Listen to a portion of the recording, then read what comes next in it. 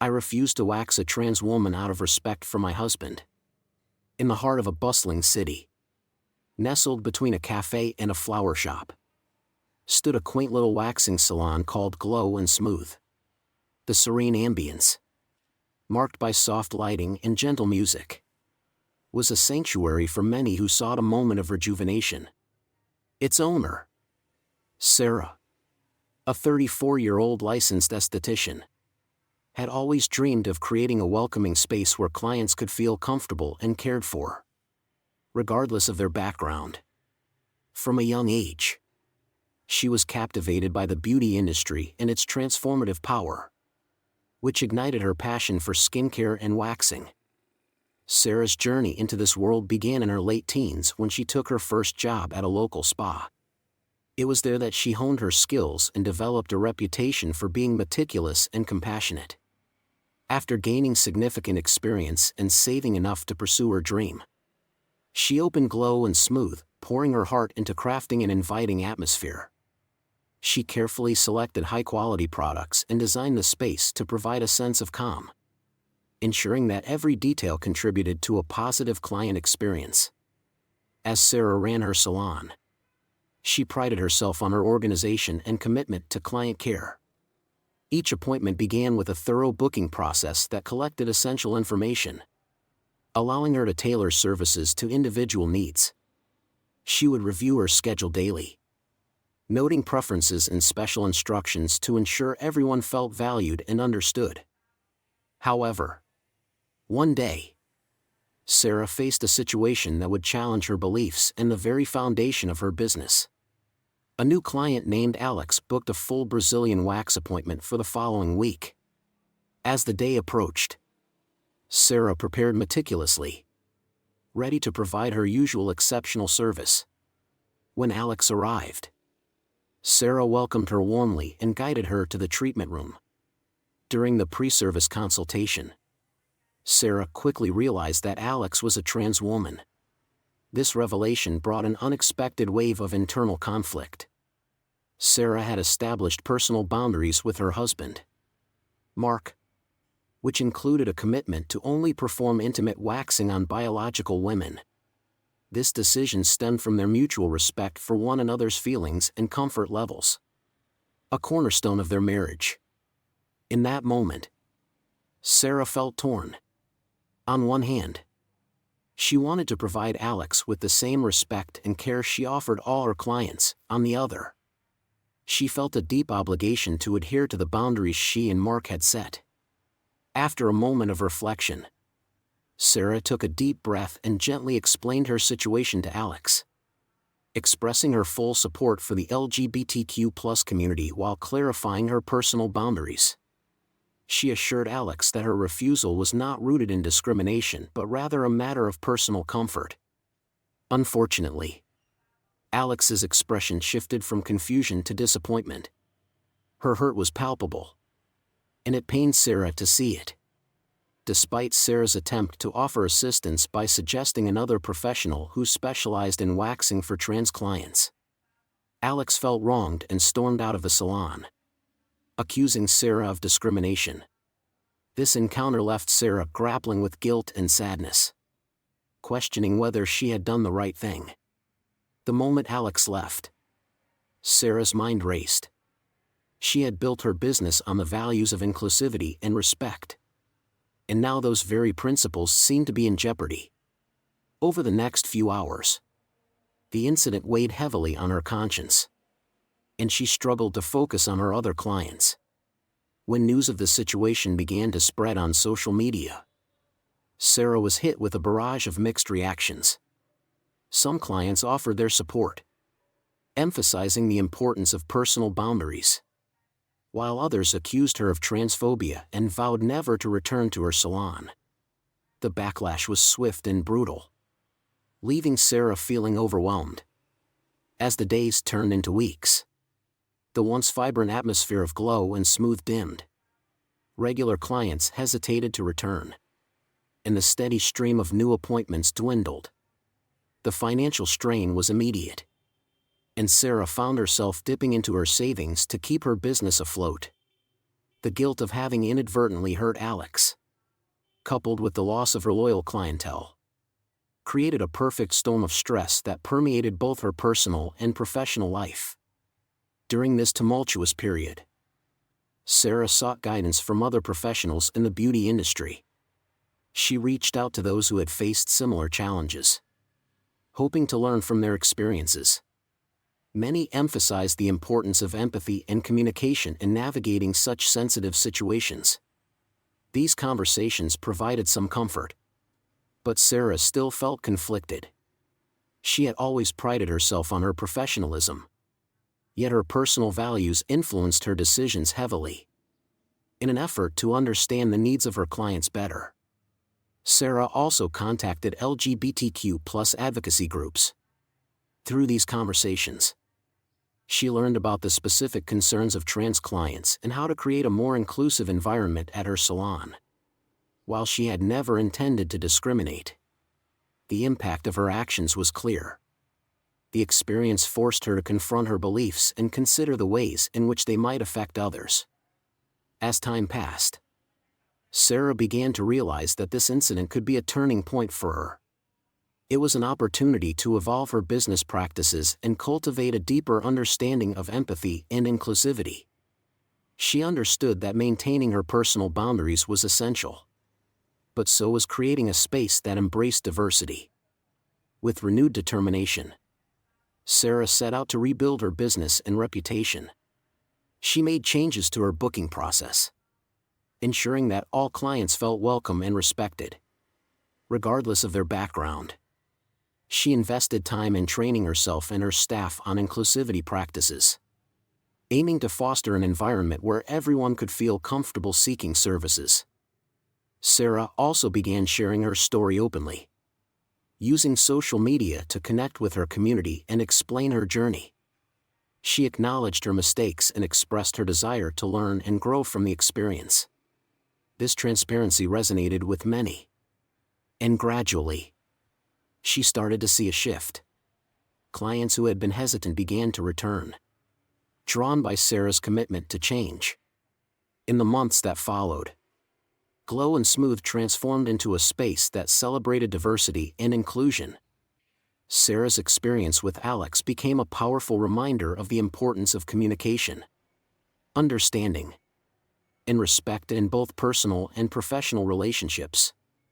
While the journey was far from easy, Sarah emerged with a renewed sense of purpose and clarity. As Sarah reflected on the lessons learned, she recognized that boundaries are essential for maintaining one's values, but they should not come at the expense of compassion and empathy. The incident had been a wake-up call, challenging her to rethink her approach and the way she interacted with her clients. It taught her that creating a truly inclusive environment requires ongoing effort and an open heart. In conclusion, the story of Sarah and Alex highlights the complexities of navigating personal boundaries in a professional setting. It underscores the importance of empathy and understanding in fostering inclusivity within the beauty industry and beyond. By sharing her journey, Sarah hopes to inspire others to reflect on their own beliefs and consider the impact they have on those around them. The road to inclusivity may be challenging, but with determination and a commitment to learning, it is a journey worth taking. Navigating friendship and motherhood, a journey of choices. As I sat in the early morning light, a blend of anticipation and anxiety washed over me, with only 2 months left until the arrival of my first child. My days had transformed into a delicate balancing act, merging the joy of impending motherhood with the weight of responsibility for my friend. My routine had become a carefully crafted dance. Starting at 5 a.m. each day, the alarm would buzz insistently, pulling me from the comfort of sleep, and I would struggle to rise from bed, my pregnant body demanding more effort than it once did. By 5:30 a.m., I was in the kitchen, preparing breakfast for my partner and myself, fueled by the deep appreciation I felt for his unwavering support throughout my pregnancy. The sense of teamwork and mutual respect between us had flourished since we moved into our cozy new apartment, which we carefully selected to accommodate our growing family. With its warm light and enough space for a nursery, our home had become a sanctuary filled with hopes and dreams for the future. At 5:45 a.m., I would head out to pick up my friend, whose apartment was just a few minutes away. This carpool arrangement had started years ago when we lived in the same complex. A simple favor that had grown into a cherished routine. But as my pregnancy progressed, what had once felt like a small act of kindness began to weigh heavily on me. I had always taken pride in being a reliable friend, but now I found myself grappling with my own needs while trying to support her. By 6 a.m., I would arrive at her place, and together we would make our way to work. Arriving by 6:30 a.m., the early morning drives had allowed us to catch up and share laughter. But recently, our conversations had shifted. Instead of light-hearted chats, I could sense her growing anxiety about losing her job once I went on maternity leave. My friend relied on me entirely for transportation, and her stress seeped into our morning rides, transforming our time together from a joyful routine into a source of tension. As I approached my maternity leave, I felt an overwhelming sense of urgency to prepare for the challenges ahead. The thought of driving with a newborn at 6 a.m. sent waves of dread through me. I understood my friend's situation. She had never learned to drive and didn't have family nearby to help. The public transport options were unreliable, and ride-sharing was far too expensive for her to use regularly. Yet, I realized that I had to prioritize my health and my baby's well-being, which left me feeling torn. One morning, as we drove to work, she brought up the idea of asking my partner to drive her once I was on leave. I took a deep breath, feeling the tension rise within me. "I can't ask him to do that," I replied gently but firmly. "He has his own schedule, and adjusting his routine wouldn't be fair." I could see the frustration flicker across her face. "But it's only for a little while, right? Just until I can figure something out?" Her desperation struck a chord in me, but I had to remain resolute. The conversation spiraled into an argument, and as she expressed her frustration, I felt my heart sink. "It's his fault you're pregnant, he should help me out," she exclaimed, her words stinging deeply. I knew she didn't mean it maliciously, but it felt like a low blow. I tried to explain my perspective, emphasizing the importance of setting boundaries for our well-being, but every time I brought it up, her anxiety only intensified. Our rides, once filled with laughter, became silent with unresolved tension. I struggled with the weight of guilt that hung heavily between us. I cared for her deeply and understood her worries, but I couldn't sacrifice my family's needs for the sake of keeping her comfortable. Each morning, as we drove to work, the familiar conversation turned into an emotional minefield, and I feared for the friendship we had built over the years. As the days passed, our tension grew palpable. My friend began to pressure me more frequently, asking if I had spoken to my partner. I felt like I was stuck in a tug-of-war, where each side was pulling harder, and I was caught in the middle. "I'm not going to ask him," I replied each time, feeling the strain of our arguments. It was exhausting, and I could sense that it was taking a toll on both of us. One evening, I confided in my partner about the situation. His nature to please others shone through as he offered to help. "I don't mind driving her if it's that important," he said, but I quickly shut that idea down. "No, we have enough to deal with. She needs to find another solution." I appreciated his willingness to help, but I was adamant that I needed to set boundaries for our family. The next morning, I picked up my friend, bracing myself for yet another conversation. She immediately asked if I had spoken to my partner, her impatience clear. He offered to help, but I told him no. I replied, trying to maintain my composure. Her reaction was intense. "You're being selfish," she said, her voice quivering with emotion. I could feel the hurt in her words, and it pained me to see her distressed. It was clear that the unresolved conflict had reached a boiling point, and I felt the internal struggle weighing heavily on me. I didn't want to abandon my friend, but I knew I had to focus on my family and the upcoming changes in my life. "I'm trying to be realistic," I said softly. "We need to set boundaries for our own sanity." As the days turned into weeks, the emotional turmoil continued to swell between us. My friend would often bring up the topic, her voice tinged with impatience. "Have you asked him yet?" she would ask. And each time, I felt the tension rise within me. I tried to empathize with her situation, but I also needed to protect my family's well-being. The conflict finally reached a critical moment when she expressed her frustration more pointedly than ever before. "You helped me get this job, and now you're just going to leave me stranded?" she demanded. her voice rising with desperation. I felt a mix of anger and guilt wash over me. "Things have changed," I said, trying to stay calm. "I didn't anticipate getting pregnant when I helped you get the job."